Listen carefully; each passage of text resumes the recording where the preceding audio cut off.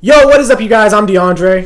I'm Javante. Sorry about that, guys. I'm checking something. What's good, boys? If he was ready or not. And this is a Dre J review. J and Dre. J and Dre. Let's go. Let's go. What we talking about? Let me fuck up your what we got today? Anyway, you gonna do me like so, that? Huh? Yeah, hell disrespectful, yeah. nigga. By the way, I just want to point out that the reason why we so late on these damn videos because we had to take a break because dumbass over here fucked up his ankle playing basketball. I fucked up my shit. What can I say, boys? Try to get a closeout. And you eating all popcorn, smacking your I damn just lips. hit 3 straight. Try to get a closeout. It was fractured my ankle. That's tough. Let's get back to the video, though. Mm-hmm. You just ate, didn't you? I just had a little bit of popcorn. Okay. Anyway, so today we're going to be doing a review on Fear Street 1978. It's the second one in the Fear Street series that streams on Netflix every Friday.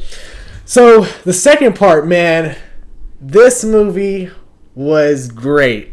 As a horror movie, it surprised me. I was surprised by how good it was. It gave me real because I mean it was teased in the first movie at the end where it kind of showed you about like what the story was going to be, and it involves one of our favorite killers from the first movie, which was the big ass dude Jason Voorhees type nigga. Yeah, Jason knockoff.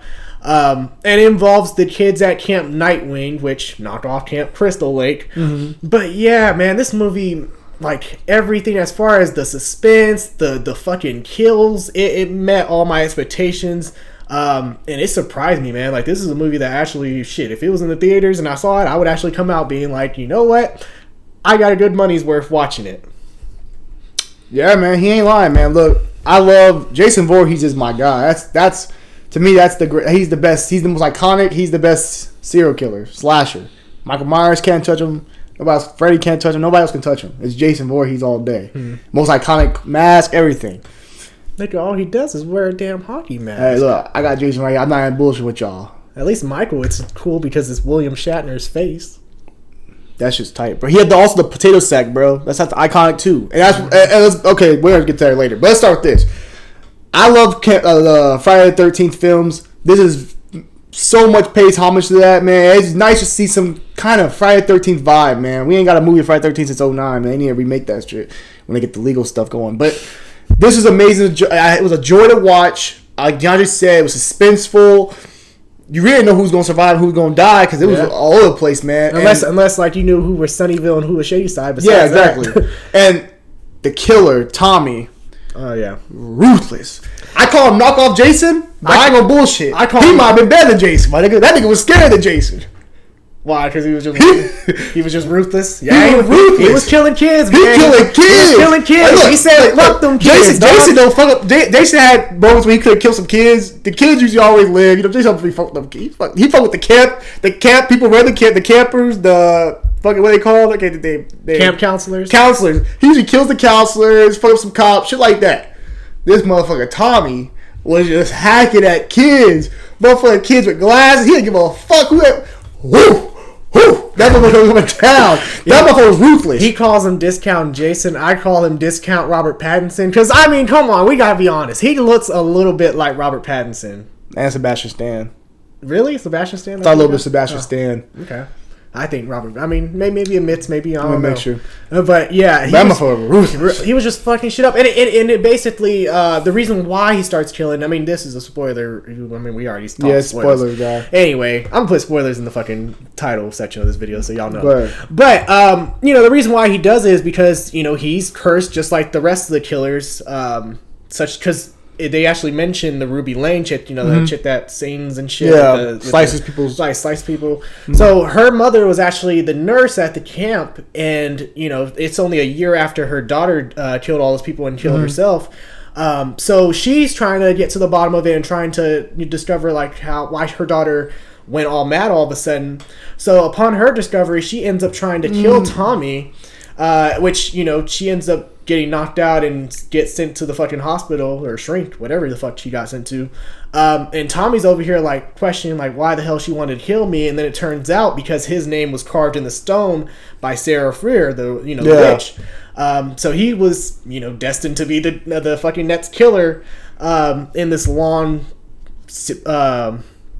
curse that's been plaguing Shadyville or Shadyside.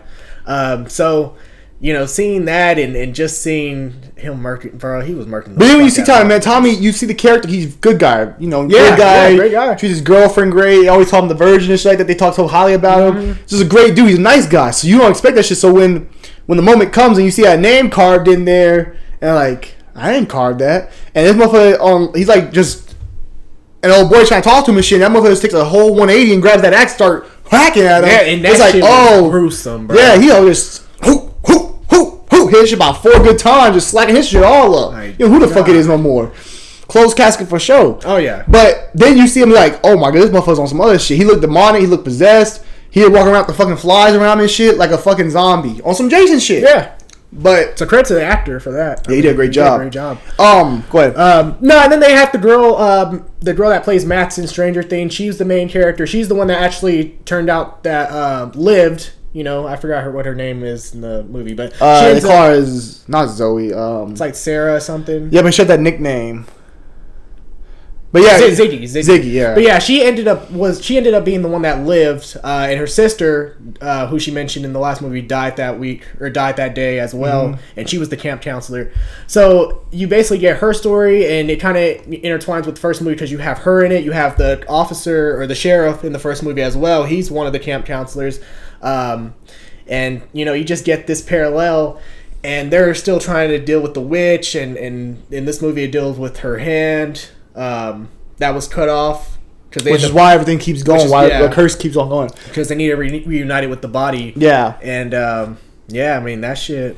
Also was interesting. I don't know. I can't remember exactly, but I think we don't really know which sister is the one that's gonna live. Do we?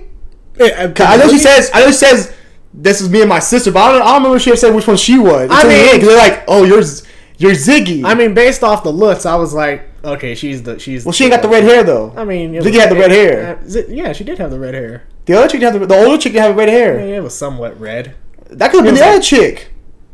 You really don't know which chick gonna survive the whole time. Honestly, I kind of knew, but anyway, I'm afraid I know shit. And she was the one that was teased in the beginning. So come on, man. What's that do with anything? Usually, the teased one is always the one that lives.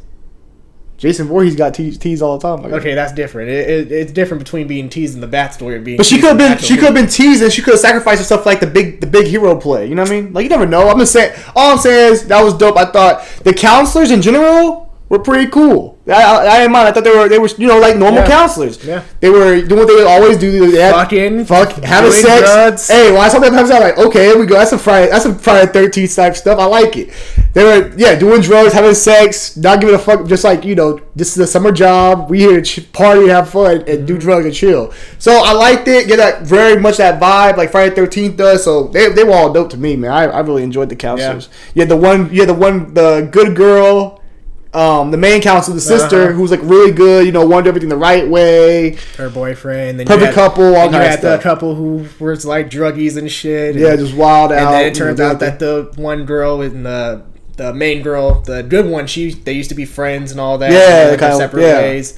The short hair chick, I actually had to tell him this, but she's actually the sister of the little boy from Insidious and Jurassic World. You told the eyes though. I could tell when I first watched it. I was like, she looks familiar, and then I looked it up. I was like, oh my god, okay, that's no wonder.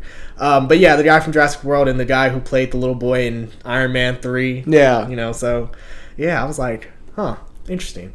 But yeah, you get backstory on that. You get also because I remember when she touched the fucking I don't know what I think it was a heart or something. She kind of gets backstory it's like on the killers. Yeah, it's like a heart, but it's not like it's like a heart, but not a heart. It's like the life force that like keeps all this stuff going. You know what I mean? And it actually turns out because the guy they killed him. They killed Tommy. Killed, those killers. The reason why the killers came back was because the blood on the hand leaked out from her nose, hit the hand. Boy, were they fucked after that shit. Because shout out to that main killer, the main counselor, the sister. She was putting in work, man. She took the man's head off at one point. Yeah, with the shovel, just neck, head gone. But she was amazing, man. She did try to hold it down. I thought she was going to live because she was holding it down, but she was putting in work. But yeah, basically they go back, they realize old girl realizes, this is the stone where the hand is buried. She finds the hand, brings it up with her, And they basically decided now, why not end it tonight? Let's end all this. Because all the campers at this point are gone because the buses came, took the campers. They're the only 3 left at the campsite. Or the campsite. So basically, they're going, they're like, man, let's try to end this tonight. Let's go find the body and bury it all together. So that's their main goal. And then, but they got all the killers from the past coming for them now.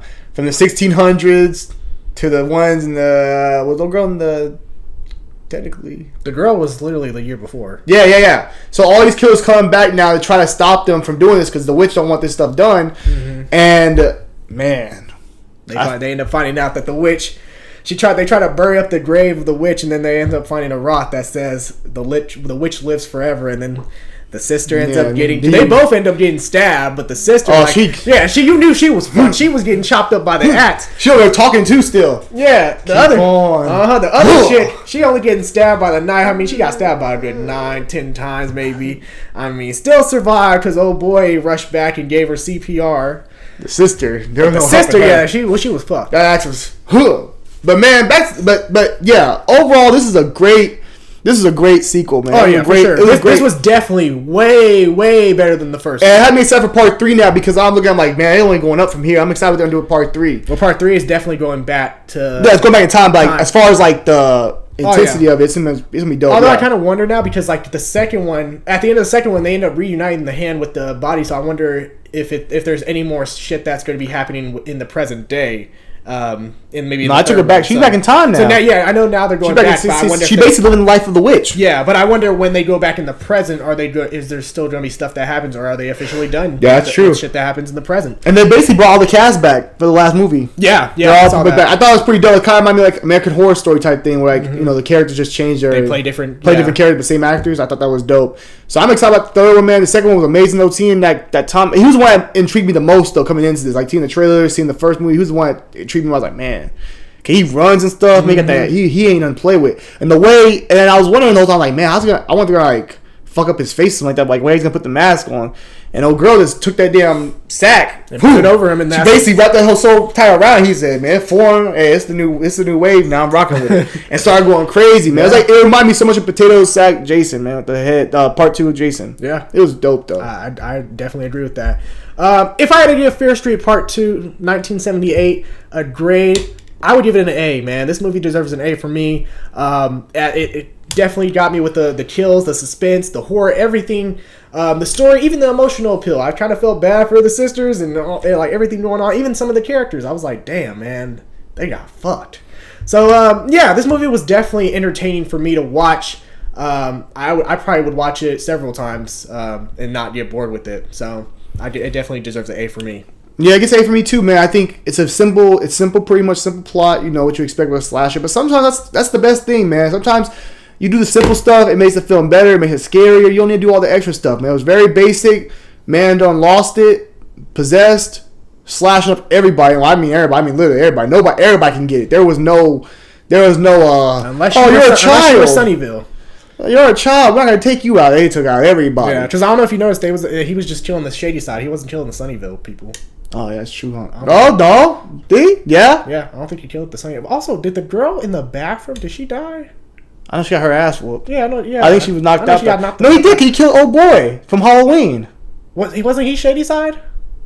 Shady Side was red, wasn't it? No, Shady Side was blue. Okay, Shady Side did die then, because they really killed the black kid. And that that's what I'm saying. They killed Shady Side. Because the curse was Shady Side. So which one was red color? The red was Sunnyvale. Okay, the dude from Halloween was wearing the red. Was he wearing red? Yes. Huh, okay, I guess they were killing Sunnyvale people. And I think because I know he injured the cop, and the cop, he didn't kill the cop, but he injured the cop. No, I think the dude with the dude, I think his homeboy with the Halloween, the one from Halloween, I think he was. I think he was the shady. Anyway, he was. But also, wasn't that girl that dude was sleeping with at the end? The one she was Shady Side. Oh, was she? Yeah, he didn't kill the guy in the shower because he was Sunnyvale. Damn, Sunnyvale the wave there. Yeah, sheesh. Because that's what I said. The town of Shady Side is cursed versus the town of Sunnyvale, where Yeah, man, something about that era, man. You look at, I always like watching those timeless pieces like the Friday 13th. So like, I like watching that stuff in the series. The vibe's just so different. It's just cool. I really rock with it, man. It's just dope vibe. But it was a fun film, man. Definitely go check it out. If you love Friday 13th, if you love anything, if you love slash from the 80s, 90s, you love that slasher type, you're gonna love this, man. It's very basic, simple, straight to the point. Even the kills weren't like, they didn't do too much, like especially what you see now in recent 2000 movies where like they gotta make every kill graphic. No, there were some kills where the camera would cut to the guy, like an outside shot of the guy, and he's just swinging his ass. You don't really see him actually striking anybody, but you know that, oh, he's fucking this guy up. Yeah. So definitely the kills were really like a nice blend. You know, it wasn't too much of gore. It wasn't too boring. It was perfect blend. So, and the fact, man, he was. I can't stress enough how scary the killer was, because he was not remorseful. That man was just going. There was no moments of hesitation. It was just, no matter who you were. I liked it, man. It was very intense. It was scary. It was freaky. It was dope. It was fun. And I like the 90s and 80s and the 70s, like 80s and 90s slasher films. So this really was great to me. So I enjoyed it. I hope you enjoy it. This is our review from Jay and Dre. Dre and Jay, nigga. I'll fuck up the other ankle. You keep that shit up. Well, you keep fucking. I'm like Tommy off the damn movie. Keep fucking with me. Motherfucker. Slash your shit up. Motherfucker, keep trying me. You don't see.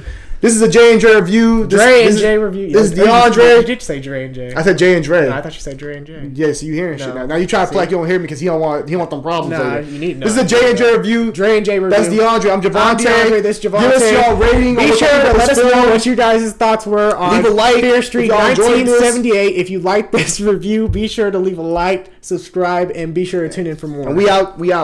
Deuces.